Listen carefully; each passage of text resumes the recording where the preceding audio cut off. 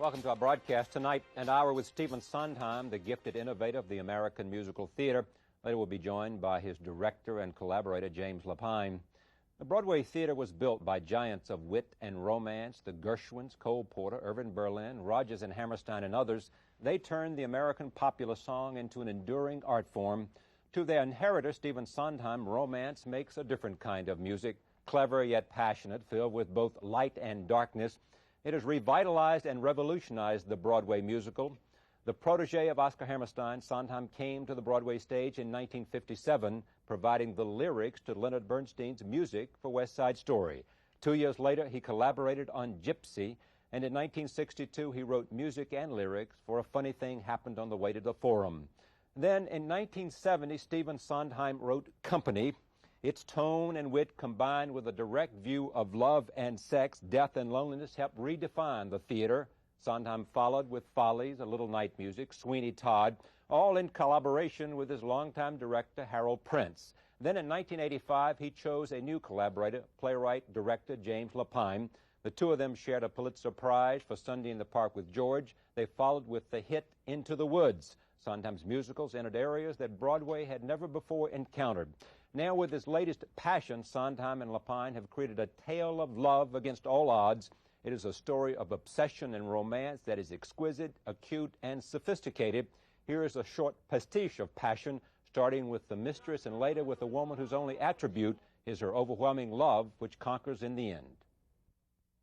Just another love story, that's what they would claim. Another simple love story, aren't all of them the same? No, but this is more, we feel more, this is so much more, Like every other love story. Loving you is why I do the things I do. Loving you is not in my control. But loving you, I have a goal, a reason for my life. I will live and I would die for you.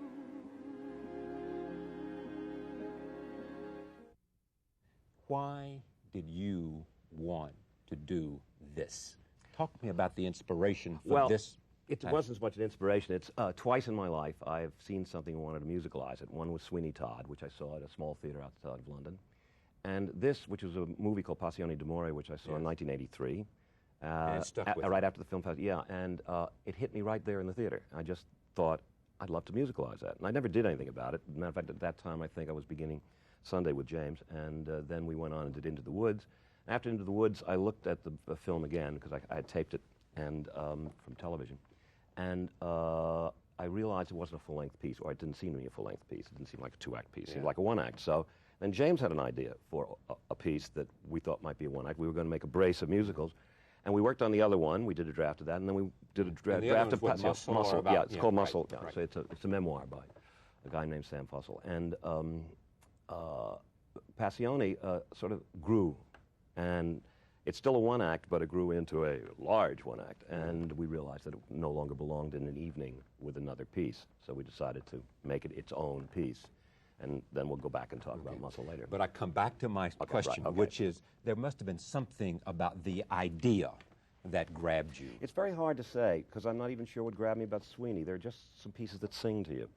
Most of the shows I've worked on, I've either kind of dreamt up with the librettist, or has been brought to me, an idea brought to me by either a librettist or a director or something like that. And it was the moment that this movie got me was Fosca's entrance. Fosca being, for those of us, those who don't know it, the heroine. Her first entrance when she first sees the handsome young soldier, and she came down the stairs and she took one look at him, and you knew right away she was fixed on him. But what I got immediately was that this was going to be a story about how he fell in love with her. I thought, they're not going to make me believe this. They're not going to make me believe that this handsome fella who is having this wonderful affair with this beautiful woman is going to fall in love with this not only unattractive but demanding, willful, angry, hysterical lady. And that's exactly what happened. I knew it. The minute she came to that room, I knew that's what the story was Here's going to a be. quote from you, if I had some way. You said, passion is about how the force of somebody's feelings for you can crack you open, and how it is a life force in a deadened world. Right. That's exactly what it is. That's what this remarkable story is about. You know, it's based on a novel in the 19th century, and this guy hit on a not only a classic character, I think, somebody who is all of us in many ways. We're all Fosca. Yeah. I think we're all also Giorgio and also Clara. Yeah. I think we're all Let me set the characters here. Sure. So Giorgio is a young, handsome soldier who's having an affair in Milan with Clara. This is in the 19th century. Who's married in the 19th century. He gets sent away to the mountains, northern outpost, and there is Fosca. Fosca is not attractive. Fosca has no redeeming qualities. That's right. She's the cousin of the commandant. Yeah, and and she's the so cousin. everybody's forced to be nice to her, and so she rules the roost. But there's no reason to like her. She's not pretty. She doesn't do anything.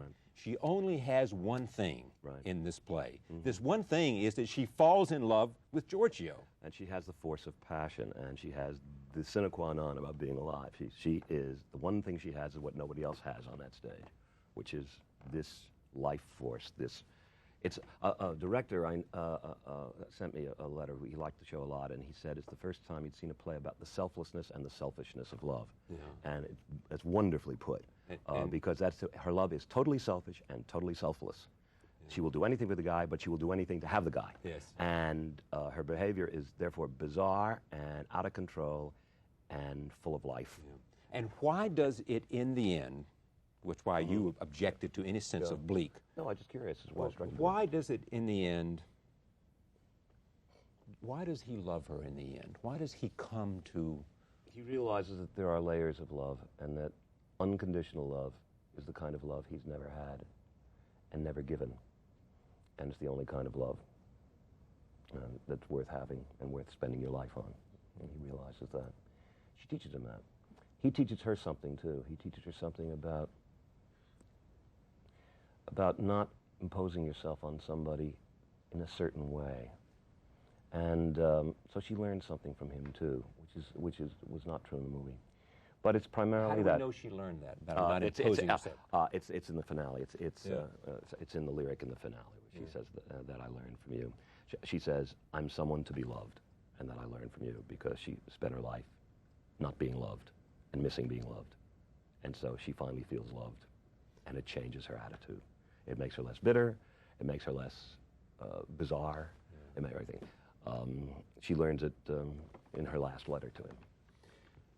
What were the difficulties when you have the handsome prince, you know, and the one person, Fosca, who's only redeeming quality, who essentially brings one thing, and as you say, selflessness, and on the other hand, selfishness. What's the difficulty with respect to an audience? What do you have to do for that audience? You have to convince them that this was, in the end, something that could happen.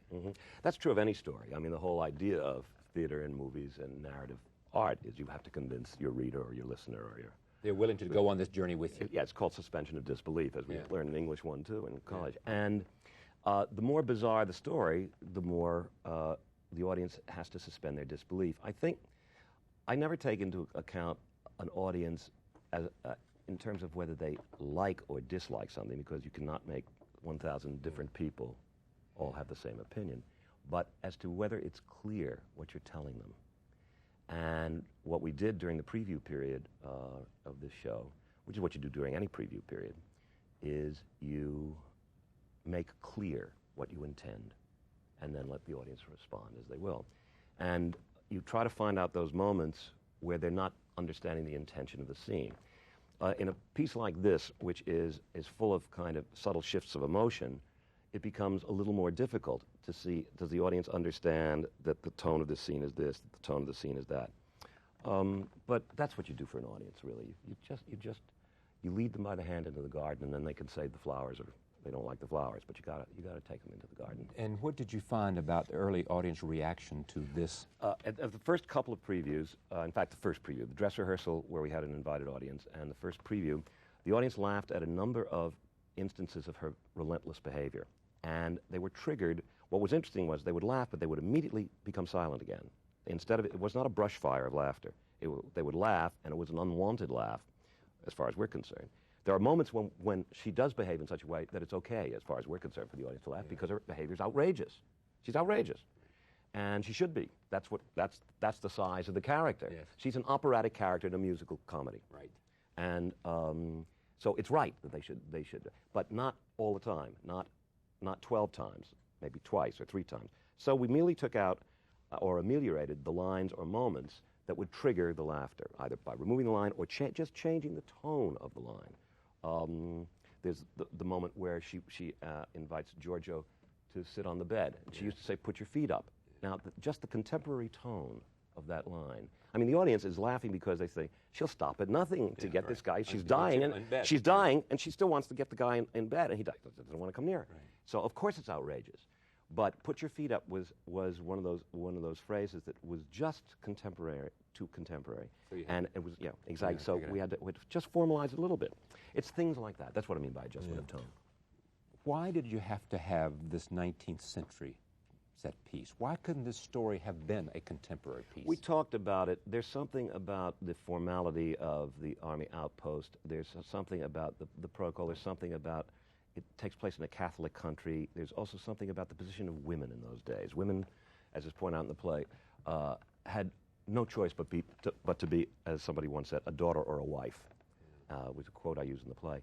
And it's very important that women be in that subjugated society where, even if you want to write a novel, you had to adopt a man's name, in order to do it. You had to become George Eliot or, Currer Bell or something like that. And so it's important that it take place in a society in which women have no choice.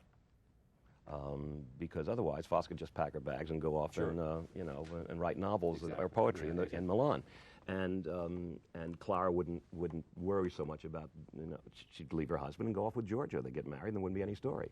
But it's a society where you're not allowed to be divorced. Is this story, and in terms of the songs that you wrote as a composer, a taking off for you? Is it a juncture for you? Is it a turn for you? No, I've said before, and I reiterate, every show I do, I try to do something I haven't done before, so I don't bore myself. So what are you doing you haven't done before? Well, this was a straightforward, non-ironic love story. Yeah. I like dealing in irony, and most authors do, because it's a safety measure, and it's also nice, Right. A lot, but there are pieces without irony, and this is one. It's one of the reasons that when the audience laughed in those first couple of previews, it's because there was no distance. I mean, we're going head on into this story. There's no protection, just the way Fosse has no protection. So in a sense, this show has no protection. It's head on, and that's different than anything I've done before. Now, I hasten to add that when I want to do a show, I don't think, I wonder if I've done this before. Yeah. I get attracted to a story because I haven't done it before, but because something in the treatment. It's not a conscious decision. It's just, it happens that way. Is there something in these kinds of songs that you have written about love that correlates with your personal life? No, that's been highly publicized. I fell in love and wrote this piece, but in fact, I started in 1983. But there's a quote from you also saying that I probably, because I felt certain things at this stage in my life about love, that I could not have written it at another. No, that's not what I said. What I said is that your personal life always informs your work, no matter what you're doing. Virtually every show I've written, everybody says, "Well, you see, that's really him. I was Bobby and Company, right? The unattached, the unattached bachelor with the married couple." Then I'm supposedly also George in Sunday Park with George, because the conflict between the work and the personal life, and I'm supposedly Sweeney Todd, full of revenge and that sort of thing. And I don't think they were able to pin me for Pacific Overtures. They had a lot of trouble with putting me in 1850 Japan, and they couldn't figure that one. But so every show is everything you write is about yourself. But the notion is here that you also quoted at some point as saying, "I've never really been in love." No, I hadn't been. Yeah, that's true. But it's coincidental. But if the fact that you're in love now and have never been in love before, and this play about passion and about love and about sort of because I wanted to do this in 1983. I've been wanting to do this for 11 years. Yeah, but when did you do it? The fact that you wanted to do it some time ago. No, I started this. You started writing those songs in '83? No, I started writing these a few years ago. But are you denying this because? No, I think. Would you acknowledge it if it was true? I guess. Oh, sure. Oh, sure. There's no sure. reason not no, to. I think obviously there's a correlation, but I don't think it's a direct correlation. That's all. I don't think it's a direct correlation any more than any other piece is informed by your life. I would have written this piece if I had, whether I'd fallen in love or not. I would have written this piece. I wanted to write this piece forever. I suspect it might have come out slightly differently. I don't think it would come out very differently because the music is reflective of the characters.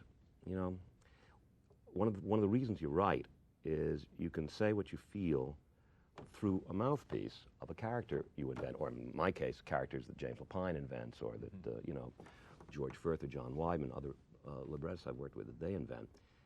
And the reason they write plays is also to express what they feel personally, not directly, but through a character, through telling a story.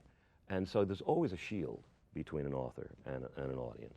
And I don't think that it's any truer or less true in this case. So I really don't. Because James Lapine is coming out, I want to talk more about it, but I want to take an opportunity here to talk about you as well. And grew up here in Manhattan, on Central Park West. Started there. I've lived most of my life in a 40 square block area, but below 75th to 49th, Central Park West over to 2nd Avenue. Much has been made about your parents and the divorce of your parents and the influence of your mother. Yeah. Tell me about where you think that's true. It's not influence. It's just I had a bizarre mother, and she did some fairly unconscionable things. But my parents were divorced. She wished you had not been born. It's pretty unconscionable. Yeah, that was a shock. In print, it was a shock. Because it was calculated. You see, it wasn't like in an argument or something like that. It was calculated. Well, she wrote it. She was about ready to have a pacemaker put in. She was going to have a pacemaker put in, and she thought she was going to die. And so she wanted to be sure that if she did die, that she wanted me to have this curse. She wanted me to know that she didn't want me on Earth. She wanted me to know that, as she's put it, the only regret I've had in my life is giving you birth. And at 11, that can be. She didn't tell me that at 11. She told me that in my 40s. Oh no!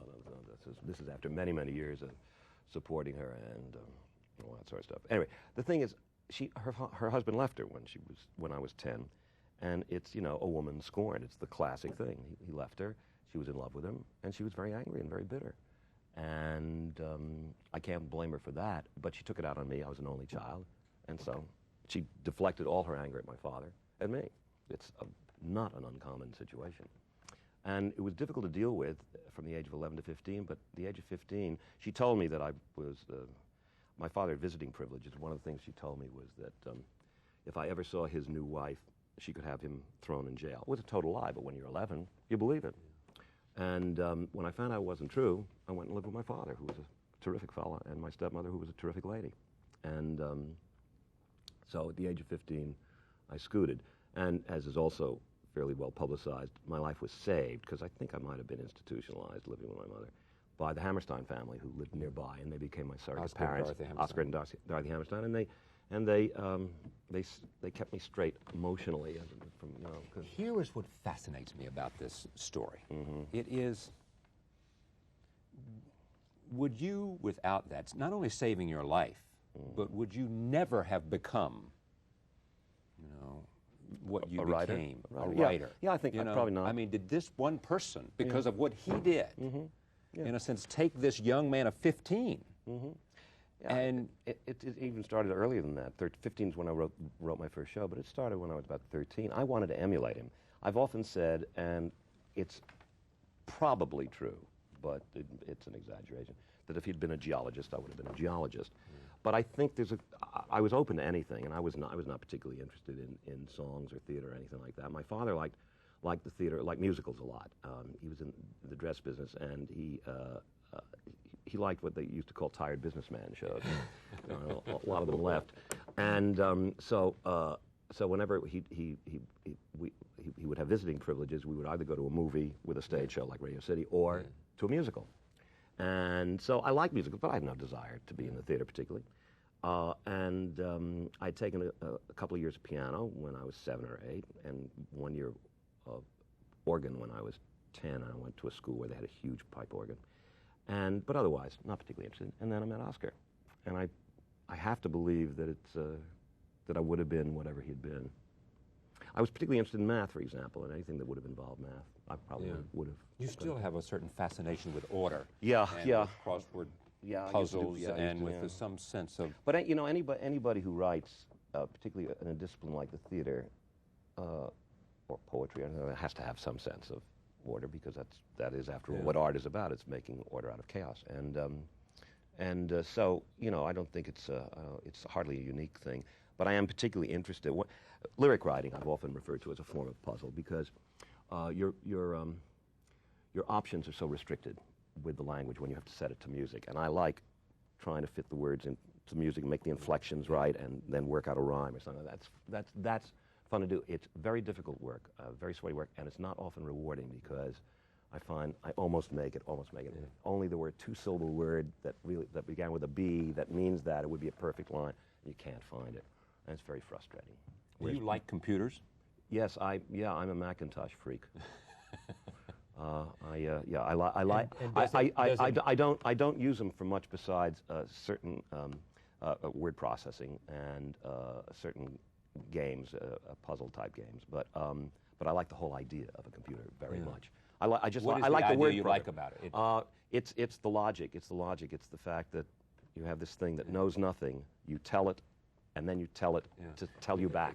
Part of what's interesting about this, and I think I understand, is on the one hand, you're talking about what might be the mind of a mathematician, and yet we think of someone who has brought such clever phrases and such clever sense of storytelling in music as you have. Well, math and music are related, you know. A man who I studied with in New York, a composer named Milton Babbitt, was a leading mathematician. I think he did mathematics stuff for the government during the war. I mean, I hesitate to use the word genius, but he's something akin to a mathematical genius. And I think if he weren't a composer, he'd be a mathematician. And in fact, the music he writes is very very closely related to mathematical order. You know, he was into serialism at one point. You know, the atonal, the thing that Schoenberg invented and I guess developed. Did Oscar have this?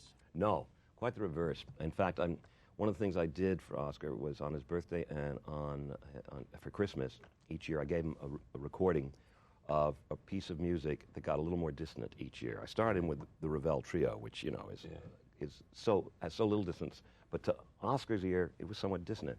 And I ended up, the last thing I gave him was the Berg Violin Concerto. The last thing I gave him before he died, which is, you know, for somebody who believes in tonal music, that's a far step. And I was very pleased, because he learned, as one always learns, that by listening to stuff over and over again, you start to get familiar with the language that's being taught. And soon, instead of just admiring it, you get to like it. He actually got to like the Berg Violin Concerto. What did he teach you in the end that you think it was most...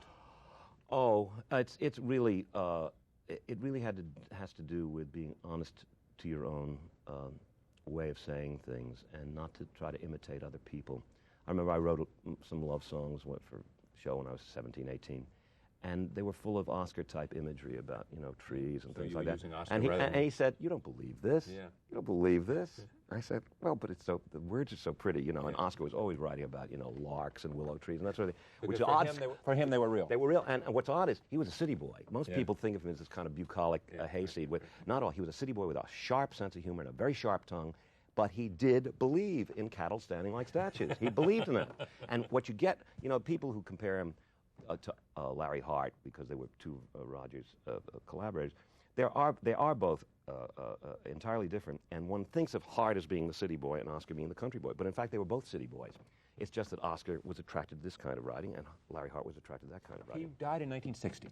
What did he get to see? I mean, he only got to see Gypsy. He never got to see anything of mine that had music. The first show I West Side and Gypsy were the two things he'd seen. Yeah. In fact, he wanted to produce West Side Story. Dick Rogers said no, and so he couldn't do it. It was after Gypsy. He never got to see A Funny Thing Happened to the Way the Foreign, which was my first show with my own music. He heard my music, and he criticized some of the dissonance, even in those days. It wasn't very dissonant, but because I was writing in those days, I was writing music. I just didn't get any on the stage. And the dissonances bothered him. They bothered my father, too. My father was, like Oscar, dissonance. Well, for Oscar, was it a father-son relationship, you think? I mean, did he think that about you? About you? No, Did he come to in to a way it feel was. that? In a way it was. In a way it was. But he had two sons, Billy and Jimmy. Had a stepson too, Henry. I was. It's hard in a family situation. It's easier for a father sometimes to show love and feeling and encouragement and support for somebody outside the family. It's harder when they're your own children. I've seen that, not just in Oscar. Yes. And Oscar, I was the lucky outsider in that family. In a way, I got treated better than Billy and Jimmy because I wasn't around very much. You know, I was just the sporadic visitor. So if he was in a rotten mood, I wasn't there for that. Right. Or if he was in a grunt, or particularly when he was working and was totally self-involved, they were around it all the time. I got the cream, and I'm glad I did because, as I say, it saved my life. But it was not easy to be Oscar's son, I think. What is it about what you do that has turned you on so much? Oh gosh, the privilege of being able to write music. I mean, to live in music is just that's a gift from God. Music is terrific. So when you say what I do, being a composer or just being a musician is a wonderful thing. That's why so many people are musicians. You know, our country is so full of musicians. It's just a great thing to be. Lyric writing is, as I say, it has some rewards, but it's mostly unpleasant. It's mostly unpleasant work. Why? Because it's so difficult and you don't quite get it right. You don't quite get it right. The English language, a wonderful language, is in some ways quite intractable. I mean, the advantage the Italians have is that everything has open vowel sounds. That's why so many operas are written in Italian. There's not a word that you can't sing in Italian. Whereas in German, there's hardly a word you can sing. But English, which I prefer to Italian as a language, because it has abrasiveness and sharpness as well as rhythmic punch. But it also quite often is difficult to use. For example, the word "me." It's hard to sing a closed sound like that, a vowel sound, on a top note. And yet, how many times do you want to end a lyric with a high note that says, "And you love me"? And now, it's difficult to sing. In Italian, everything is O and ah. But in English, there are a lot of those pinched vowel sounds. Not to mention the fact that there are very few rhymes for love, and you're in a lot of trouble there too. But it's sometimes intractable. It's just sometimes difficult. That's all, and you get frustrated. Collaboration. Mm-hmm. Difficult? Oh no, I love it. I would never You write. have to have it. Yes, absolutely. Because you could do all of it. No, I couldn't write a play. I've tried. Write a play? No, I tried when I was in college. I'm not very good at creating character. That's not modesty, and I haven't tried very much. But I'm very good at exploring character that somebody else creates and enhancing and getting inside. I've often. Is that the same thing that had prevented you from initiating projects? No. As a matter of fact, Jerry Robbins once said that I said, I never have any ideas for shows. He said, yes, you do. You just don't recognize them as ideas. And it's a smart thing to say. I don't recognize them most of the time. But what I like about a collaboration is I like the exchange of ideas.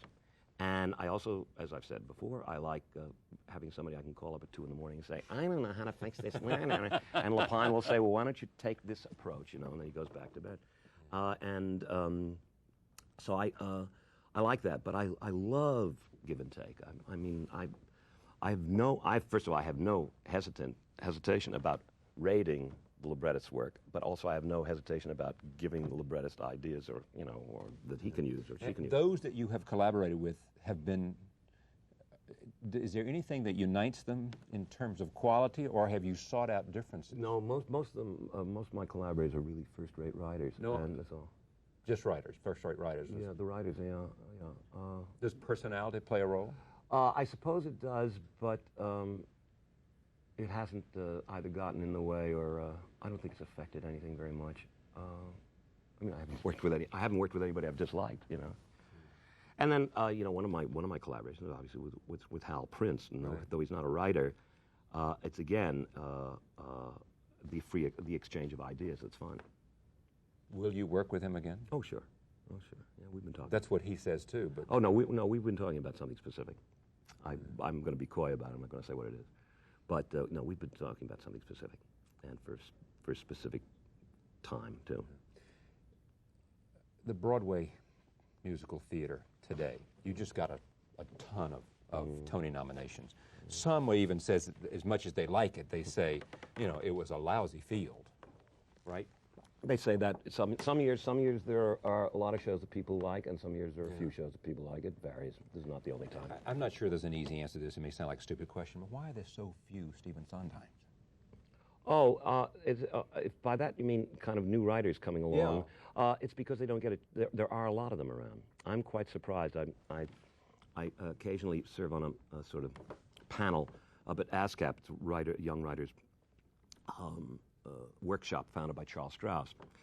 And I'm always, I go there maybe twice a year, I always am astonished at the amount of sophisticated good work done by people who have had almost no public exposure, and I wonder where they've learned from. I also hear a lot of other stuff because I serve on a couple of other panels, so I get tapes of young writers' work.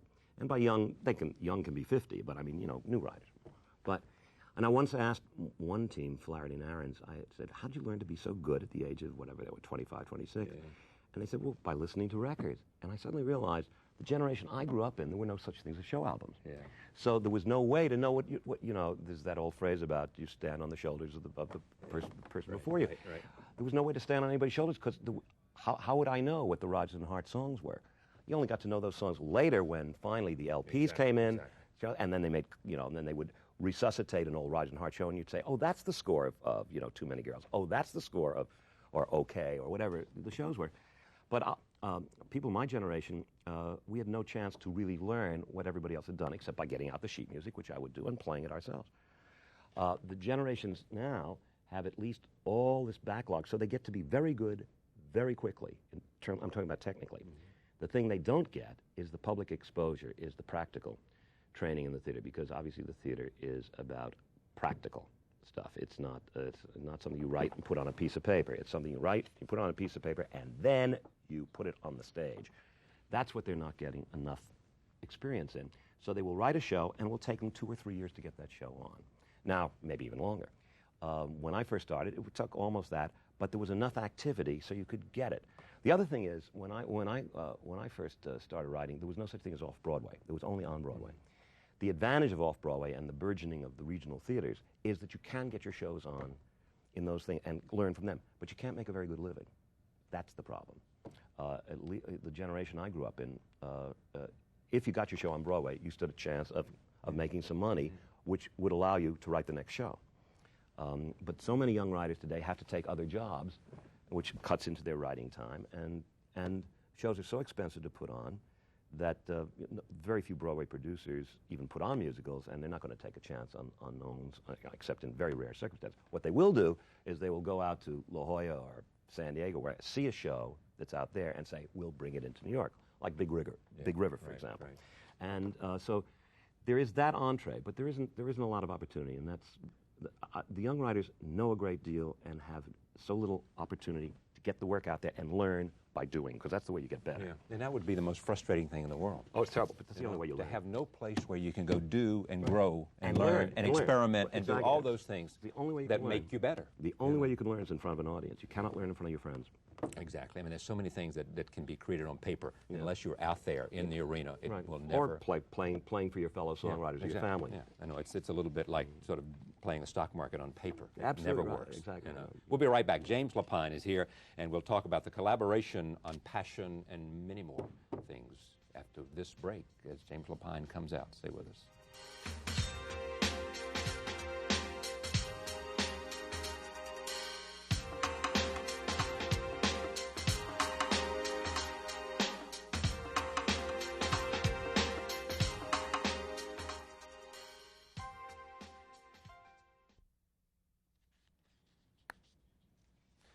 Playwright and director James Lapine now joins us. He has had, as many of you know, a distinguished career, winning a Pulitzer Prize for Sunday in the Park with George, which was his first collaboration with Stephen Sondheim in 1984. The two also won a Tony Award for their next hit in 1988, Into the Woods.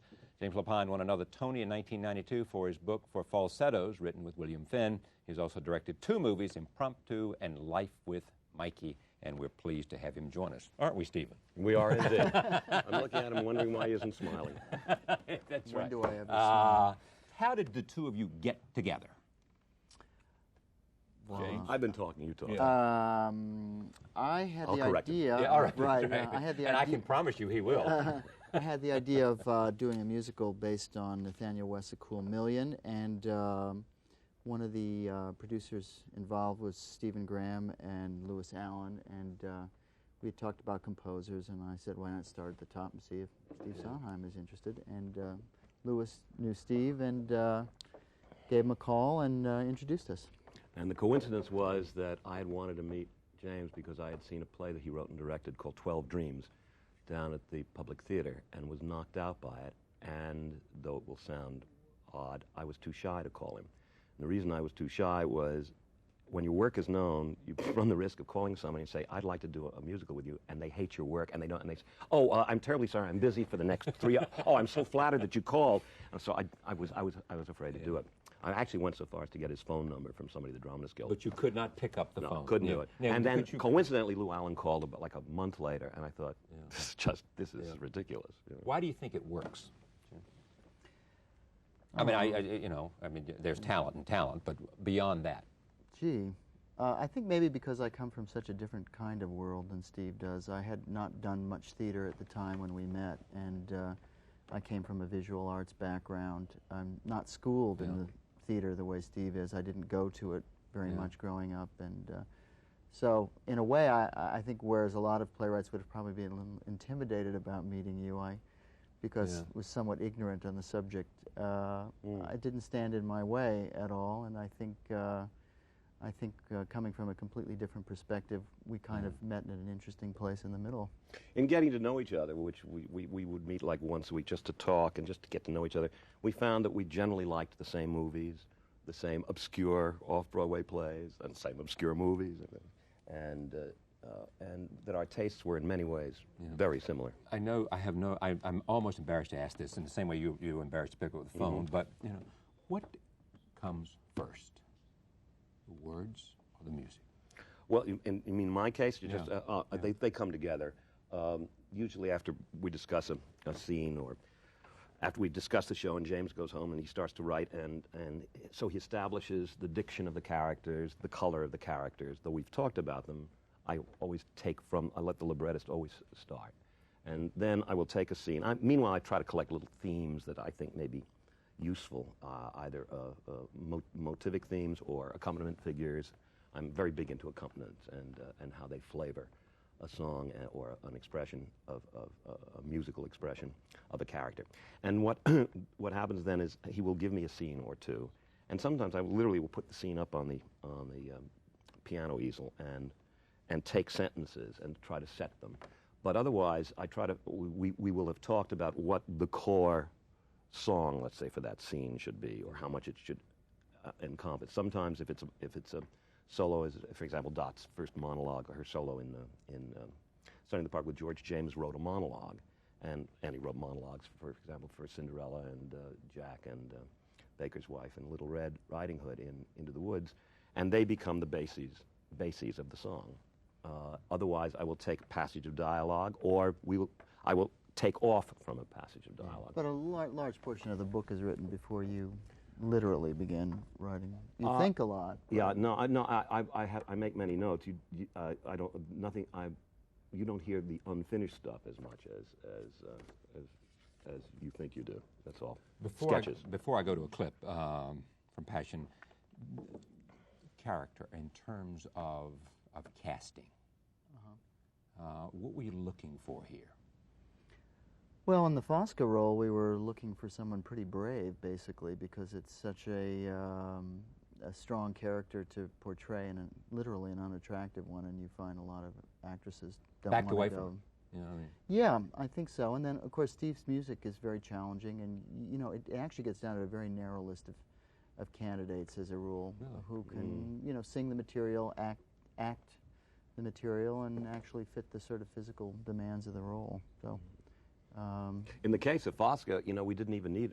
Often you want somebody who can sing and act and is pretty, you know, Right. for the leading. And You in the case didn't of need Fosca, we pretty didn't need pretty, and the leading candidate is beautiful. So what you have to do is, in a sense, just cover up the beauty. ironic. It was ironic that Donna Murphy turned out to be our Fosca because she's beautiful. And in fact, during the previews, James tried various prostheses to make her, and it always looked like a beautiful girl being made to look ugly. She acts unattractive, and that's the power of her performance. But she's beautiful. It's very clear she's beautiful.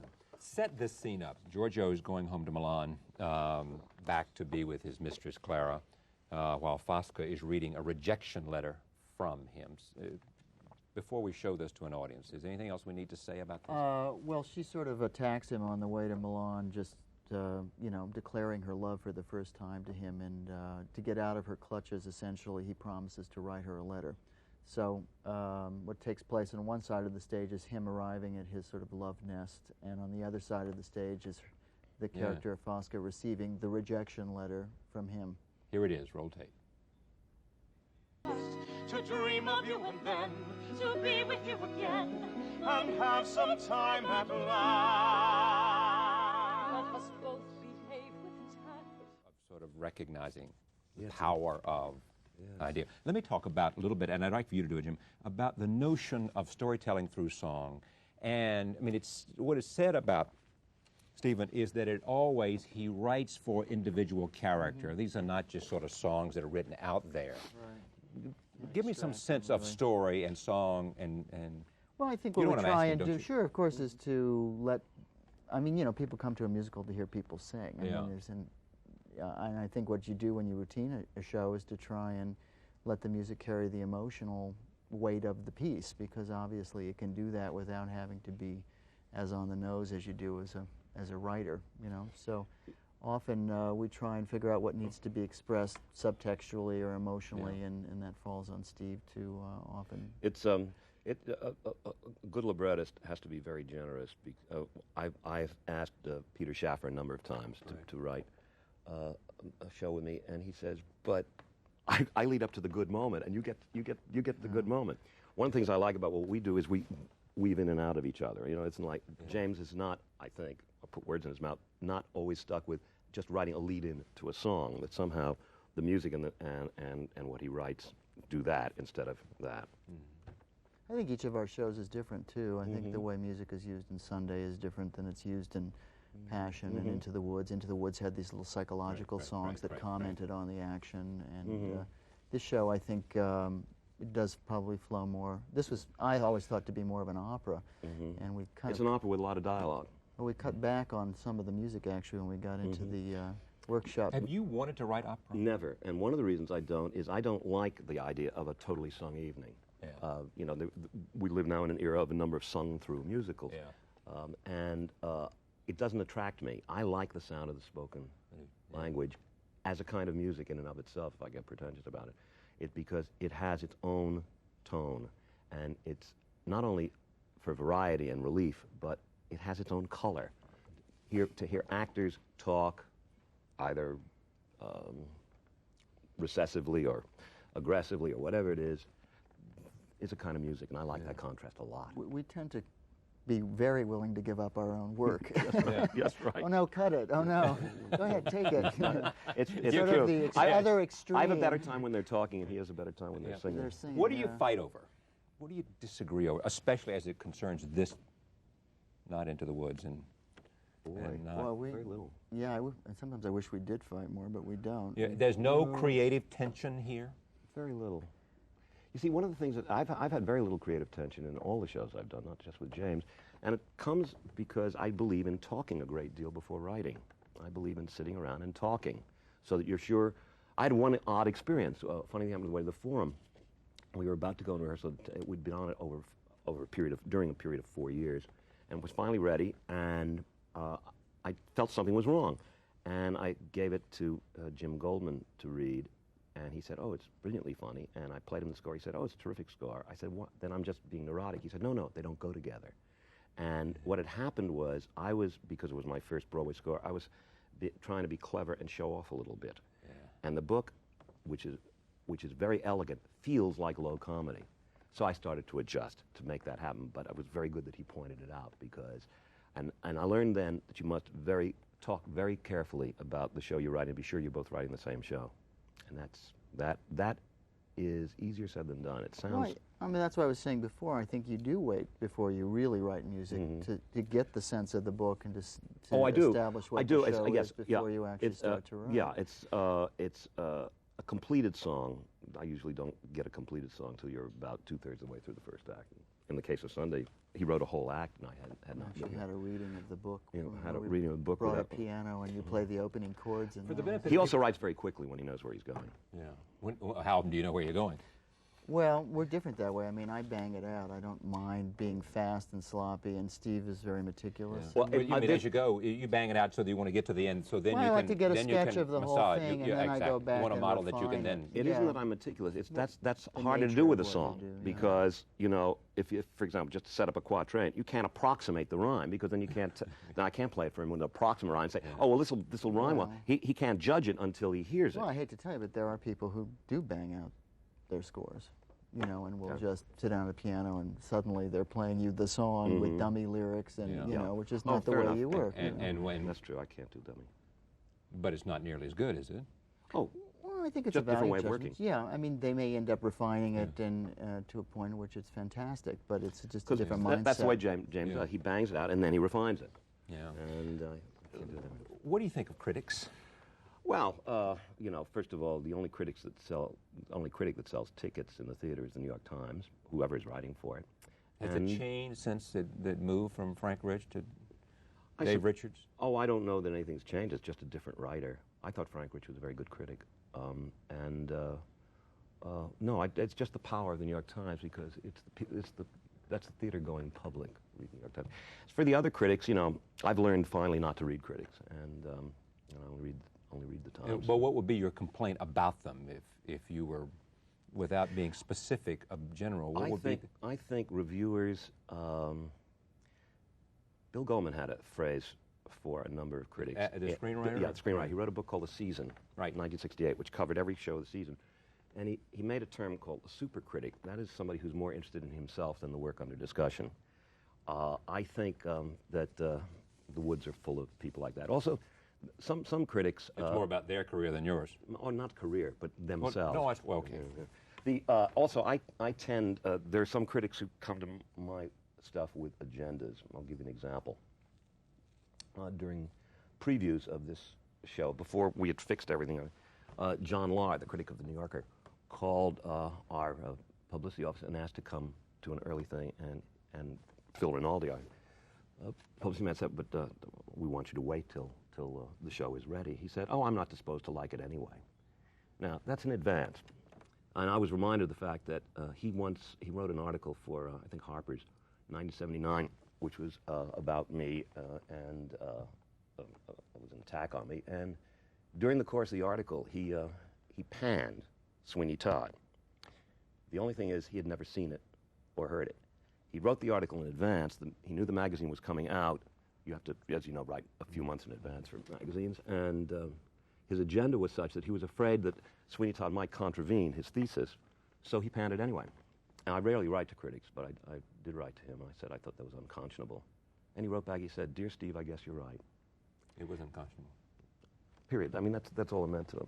Now, you know, it's okay to pan something, but you should see it and hear it before you pan it. And so, as I say, I've learned not to read critics. Yeah.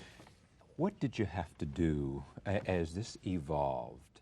How is it different, taking up the point? If I go to the theater today than if I'd seen it a couple of weeks before it opened. I mean, what? Back to my question about audiences and what they teach you and what you have watched here. James likes to write. Is the ending different today than it was before it opened? The show was very fine-tuned. I mean, the changes, people come back and go, gosh, it's so different. I don't know what's different about it. But it was really about tone and, you know, we made a change in the casting, which made a tremendous chemical difference in the show itself. It's funny because Steve usually comes about once a week during previews, maybe twice, and he'd happen to come when we had really good audiences, and he'd say, I don't see what you're talking about, it's wonderful, and the next night it would be a disaster, you know. James likes to work in front of an audience. It's really interesting. I used to. Oh.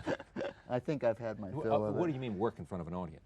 Well, I like to get it up and see what the audience response is to it, and then work on it accordingly. But I think after this one, I don't know that I would do All right, that. but let me just come right at the point. Really? The point. Go ahead. You're surprised. Yeah. Well, I mean, because we had our moments during Sunny in the Park with George. James had never seen anybody walk out of a show. Well, that was my first Broadway show, and I was he'd stunned. worked off Broadway. He couldn't believe it. People, and of course, from the second night of West Side Story, when people started to walk out, I've had it all my life. I couldn't believe that he couldn't believe it. What do you sit at the back of the theater, right? Are you stand at the back of the theater and watch it? No, I try to sit. I sit in the back, but about every third performance, I sit down in the middle, because Arthur Lawrence once said, "You're not doing your job if you sit in the back, because you're removing yourself. You got to sit in the middle of the audience, even if they hate it. Let me just come back to it. Did you have to, because of the audience, or did you feel necessary because of the nature of this story, to make it a lighter up ending? Did that change take place? I don't think so. No, the ending's pretty much the same. James wanted me to change the finale because he said there's more to say. Originally, the finale was just a reprise of the song in the bed. Right. And he said there's more to say. There's more to say about what's happened to her. And he came up with a note. He wrote a letter. He wrote a letter that she wrote. She writes Giorgio after they last see each other, and he never sees her again, just before a couple of days before she dies. She writes a letter about the change in her life and her attitude towards life that's been wrought by being loved by him. And when I read this, I understood what James was talking about, that there was more to say than what we had said before. And that's what the new finale says. It's not about being more up or lighter. In fact, it isn't. Yeah, the changes in previews were really about, we'd find that the audience would go, for 20 minutes, then 50 minutes. They would stay with your story, and then you'd feel you'd be losing them, or they would be dubious about it, or they wouldn't believe the characters, and that's what you sort of wrestle with, is keeping the audience on the ride for its entirety, and that was sort of what we did. It was the challenge of it. Sometimes it's pacing, sometimes it's routining. Sometimes. See, unlike other musicals, sorry. That's right. Go ahead. Unlike other musicals, we don't have places for applause during this. The idea is to make one long song, so they never get the relief that they get in other shows. So they will go on the ride, and then maybe they'll drop out here, and then they'll come back on the ride in other shows. But here, once you lose them, you lose them. You have to keep them steady. Of all the music in here and all the songs in here, which one is closest to your heart? What lines? Oh dear. Oh, that's one of those impossible questions. I don't know. I honestly can't tell you. If you'd asked me that before, I could have thought. But I don't often get favorite lines. Maybe James has one. You? Well, my favorite line of yours is "I'm someone to be loved." I love that. I'm someone to be end. loved. Yeah. Which, by the way, what you said earlier, I feel it's about her sense of self as much as what she gets from him. I thank you both. Thank you very much. Pleasure to meet you. Nice to meet you. Great. Jim, great Thanks. to see you again. Okay. We'll go out, hopefully, with another scene from Passion. It really is to talk to people who create and then to see the work is a wonderful experience. You'll have a wonderful experience if you share this story. Thank you for joining us. We'll see you next time. I know that I've upset you. I know I've been unkind. I wanted you